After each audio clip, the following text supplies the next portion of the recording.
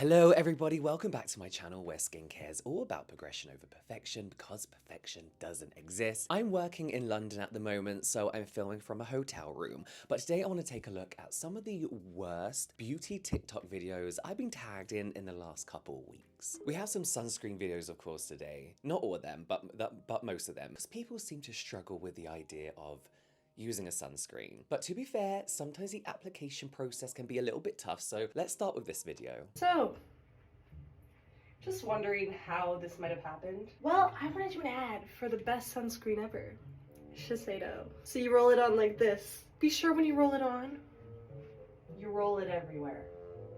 Thanks. That is actually a really good sunscreen. These roll-on sunscreens are really good for reapplication, not so much the main application. I think especially if you're gonna have your skin so exposed to the sun like that. But we all know how notoriously hard it is to rub sunscreen on your back. Just to get a good even spreadage of the sunscreen, let alone trying to do it with one of these like roll-on reapplication sunscreen sticks as well, is going to be really tough. But saying that, no matter what type of sunscreen you're using, whether it's like a traditional cream to these roll-on deodorants, I would question the amount of coverage you can get by applying sunscreen to your back on your own anyway, regardless of what type of sunscreen it is. And then with a sunscreen stick, whilst it does seem to have done the job in the areas where she did apply it, to get good coverage, I believe Dr. Michelle Wong of Lab Muffin Beauty Science says you have to roughly do 4 passes of a sunscreen stick in the area of skin that you want protecting in order to get the maximum or advertised protection level. And I don't think you can guarantee that kind of coverage from a roll-on, especially on such a large area, such a large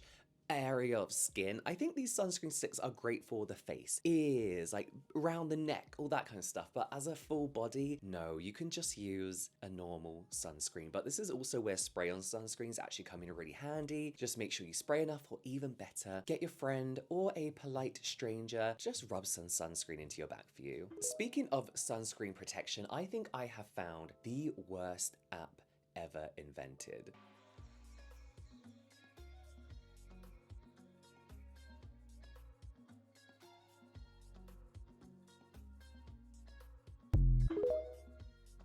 An actual tanning app, an app that's going to tell you how to get the deepest tan possible. I was tagged in this, and when I saw it, I audibly gasped pretty loudly. So this is an app called Raise, and it's a relatively new tool created by Illumini Labs LLC, but not the first or only of its kind. There does seem to be some copy and paste type versions of this app. They say it's designed to help users achieve their desired tan safely and efficiently. The app uses AI technology, I can do this, AI technology to create a personalized tanning routine based on your skin type, which is determined by a selfie you take within the app. It takes into consideration factors like the weather outside, the current UV index, supposedly telling users how to tan with the weather outside without burning or other sun damage related issues, which we'll come back to. So they say their key features are a personalized tanning routine. After you take a selfie, the app provides a customized tanning schedule that adapts to your skin type and current weather conditions. There's UV index alerts that gives you reminders based on the UV index, helping you tan safely by knowing when to apply sunscreen or avoid sun exposure. Advanced features with Raise Pro, a subscription service. Raise Pro offers an additional feature like skin age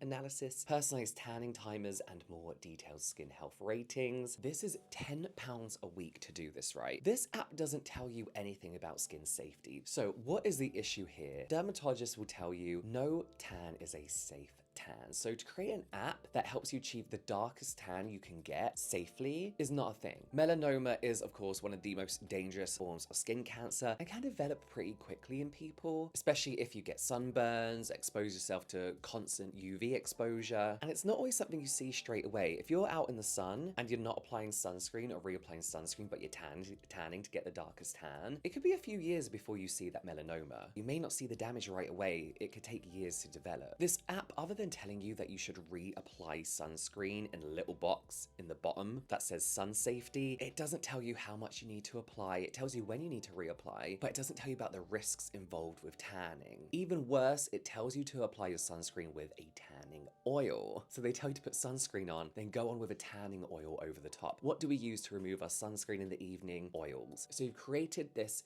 barrier of sunscreen over your skin, and then this app tells you to go over the top of it with oil, completely disrupting that barrier. You're getting no protection. And I hate to judge, but I do not think those who take skin safety seriously are using this app.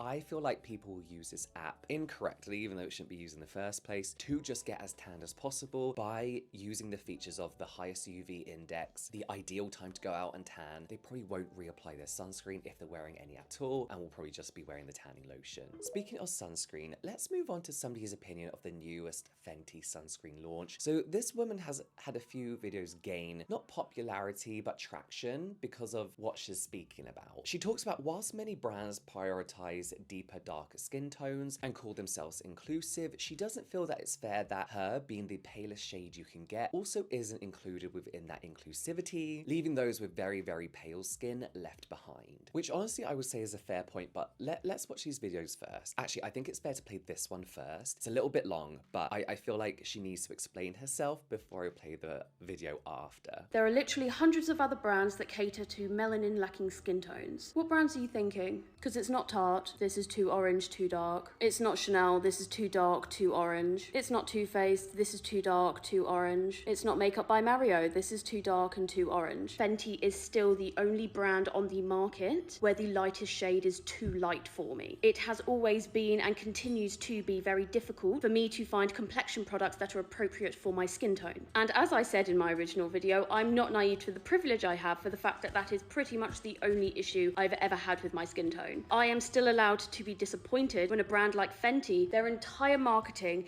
is how inclusive they are. And I found the product, you can see just how yellow toned that is. And then when I spread it out, of course, this is skincare, so it is a lot fainter, but this is close. It's not good enough. And if those with darker skin tones are not allowed to accept good enough or close enough, and rightly bloody so, let me just caveat, then I'm not going to either. I am well aware that the makeup industry caters towards white people, but even within that, there is a lot of exclusion. However, the struggles I face as a fair-skinned woman are not the same as what a black-skinned woman faces. And I am well aware of that. The vast majority of makeup brands do not go light enough for me. That is a fact. Just like a lot of makeup brands do not go dark enough, that is also a fact. Two things can be true at once. We are both well within our right to expect better from the beauty community. So this is the video I want to talk about. I'm going to be talking specifically about the Fenty Tinted SPF today. And this is said product that's caused all this controversy. The Visor Hughes SPF 30 Refillable Tinted Moisturizer. You can see it says it boosts skin's elasticity and it visibly fades dark spots. Therefore, it has some sort of complexion makeup-esqueness to it. Fenty does have two tintless SPFs. Firstly, this one, which is an invisible SPF 30, feels like nothing but delivers on everything. And then this one, which is a light hydration meets sheer sun defense for every skin tone and makeup look. So you can see the copy with the tintless SPFs. None of them talk about anything complexion related, no dark spots, etc. This tint here clearly has a purpose in addition to its sun protection. And the way it is marketed is with 5 different complexion arms with swatches of the products on it. And you can see here this shade 1 is very clearly too dark for the model. I'm surprised they used that, to be completely frank with you. And in addition, they give you a range. If you use any other Fenty products and you know what your colour is, you can then relate that to which colour you will be in said tinted SPF.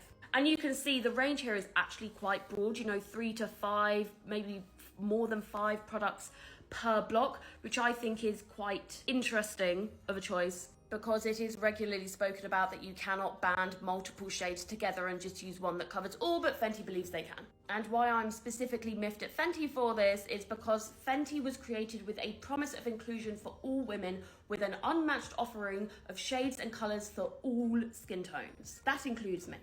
And based on what I see here, I do not believe these 10 shades meet that mark. And for those who are saying this product is not for me, why is it being marketed as such? I understand the need for mineral sunscreens that do not leave a white cast on people with darker skin tones. And that's why this tinted SPF has been made. But Fenty has produced this product and marketed it to their entire demographic, which covers the total light all the way down to the total darkest of the spectrum. The light is not light enough. When Fenty was launched, it was also for me. It is marketed to me too. But this shade number 1 is not for me. And so I'm miffed. I want to say one thing before I get into it. I get where she's coming from completely. But as she mentions herself, as somebody who is white and whose biggest struggle in life right now is not finding a light enough foundation, I personally, when I see a brand, let's face it, that's pretty much made for people with darker skin tones and black skin to actually find makeup that suits their skin, I wouldn't. But what about me, about that brand, against a group that's finally being catered for, that's being marginalized in such a deeper way when it comes to the cosmetics industry? There's more to it than just being like, oh, well, if they've got it now, I should have it too. But yes, I get where she's coming from. I get her point. Brands should cater for every single skin tone. But I would still argue that to this day, it's still an ongoing issue as far as the deeper, darker shades go. Both very overlooked demographics, but as far as like deeper shades go, there is still a lack of undertones within the whole industry. And what I mean by what I said earlier is that we can't deny that the cosmetics industry, the beauty industry, is still inherently pretty racist when it comes to everything from research to formulations, product testing, even when it comes to dermatologists studying for what they're looking out for on skin. All the pictures you're going to find in textbooks, all the pictures you're going to find in research papers is all done on white skin. And all this I'd remind you, Emily seems to be perfectly aware of. And I do get the need to cater for the palest skin tone as well. There were some makeup brands that launched that haven't really succeeded, who cater for those really pale skin tones. Nicola Roberts from Girls Aloud had a brand that was actually really, really cool and kind of wish was still around. As far as the makeup side of it goes, I don't know, but let's talk about this particular skincare product she is talking about. So this is Fenty Skin's Hydrovisor Hues SPF 30, a tinted version of their Hydrovisor mineral sunscreen. Let's go through some of her points. Number one, she says that the brand makes claims that the products boost skin's elasticity and visibly fades dark spots. She says therefore this product has some complexion makeup-esqueness to it. And I would get why she would be confused by this, because that's partly marketing that has confused her. So these are just sunscreen claims. They're not makeup claims, they're not complexion claims. Protecting your skin from UV damage helps prevent destruction of collagen and elastin. That's that claim. Then to very oversimplify, tinted sunscreens in particular have been shown to reduce hyperpigmentation, with iron oxide in particular. And that's because they're very effective at blocking blue light, and it's this blue light that can make post-inflammatory hyperpigmentation, dark spots, even darker. So, not complexion claims, just what a tinted sunscreen can do for your skin. Claim number two, she goes on to say how the lightest shade in this range is actually way too dark for her, even on the palest arm in the swatch lineup, and goes on to say that you cannot band all these skin tones together and say one shade can cover them all. Again, with complexion, I'm not 100% sure, but when it comes to tinted sunscreens and reviews of this product, I have seen people manage to use a tinted sunscreen within like four different shades, you know? But the product isn't for her, because the sunscreen that is for her is the non-tinted version of this sunscreen. Her shade is zinc, because she's white. There are many shades of white that can use a basic non-tinted mineral sunscreen. From the palest skin, which it will go perfectly on, even up to my skin at a push. I will look a little bit pale, but I'm the lightest of tans. I can use a mineral sunscreen and get away with it. Not that I should have to, which is why, as somebody with a bit more pigment than usual, I have some tinted sunscreens. Her shade is zinc oxide, and again, I get the argument she's trying to make, but this product isn't made for her because she doesn't need it. This is a continuation of the mineral sunscreen with tints that are made for people who are not white. The reason tinted mineral sunscreens exist is so that people who are not pale, who are not white, can use a mineral sunscreen for whatever reason they feel they have to over a chemical sunscreen and not have a white cast. A white cast of which this woman can benefit from because her shade is zinc. I get her argument, I get it. But if you are going to make an argument about a shade range and call out a brand who have done so much for so many different people of nearly every fucking shade out there, your argument has to be solid and you have to understand the product you are talking about before trying to expose the brand for doing something that isn't really an issue. Because tinted sunscreens are made for people with more melanin in their skin than her, because she can use the non-tinted version of this sunscreen. Again, if this was a foundation line and it didn't have that really pale product for her, 100% get it. but this is a product that is for her, the mineral sunscreen, but because people with any other skin tone can't use it, they've added onto that range. So she was catered for first, in fact, before anybody else was. Your shade is zinc. Okay, you might remember this surgeon actually we're about to see from a video where he commented on the appearance of Love Island contestants after they went viral for looking older than their age. But he's about to say some really weird stuff about hyaluronic acid. Why is it a waste of money? If you draw the chemical structure out on a chalkboard, you would go like a mile, right? Because it's a gigantic molecule. What happens when you put a gigantic molecule on your skin? It just sits there, okay? So hyaluronic acid is like a sponge. It holds onto water. It can make your skin, like at least the epidermis, be a little more hydrated because it releases that water to the epidermis, which is nice in terms of how it looks, but what it functionally does for your skin is really not much. You ever see those people that really over moisturize their skin? Their skin gets very thin, these old ladies, it's like transparent skin, you can see their bone structure through their skin. So that's from over moisturization. You want to challenge your skin. If you want strong muscles, you go to the gym, and over moisturizing your face, including hyaluronic acid, I think is a negative thing to do. I don't think you should do it. I think you should challenge your skin, vitamin C, retinol, exfoliation if you want more youthful and vibrant skin in the long term. At first, it hurts, it's annoying, but then long term, you're gonna have better skin quality versus putting hyaluronic acid on your face long term. Now, you can do that if you have a short-term fix, you have some irritation, that's fine, or you're trying to look good for a particular event, but I would not use it on a regular basis because it doesn't go anywhere. When I watched this video, I had like a realization. I was like, why am I, a skincare influencer, sitting watching this doctor? To be fair, he's a surgeon. He probably doesn't know much about ingredients and all that kind of stuff. Why am I correcting this man? This is the issue with misinformation online and authority bias, is like, just because he has a doctor title and is wearing scrubs, people are gonna believe all this shit that he's saying. So let's go through some of his points. Is hyaluronic acid a waste of money? No, basically. So number one, he says hyaluronic acid just sits there. No.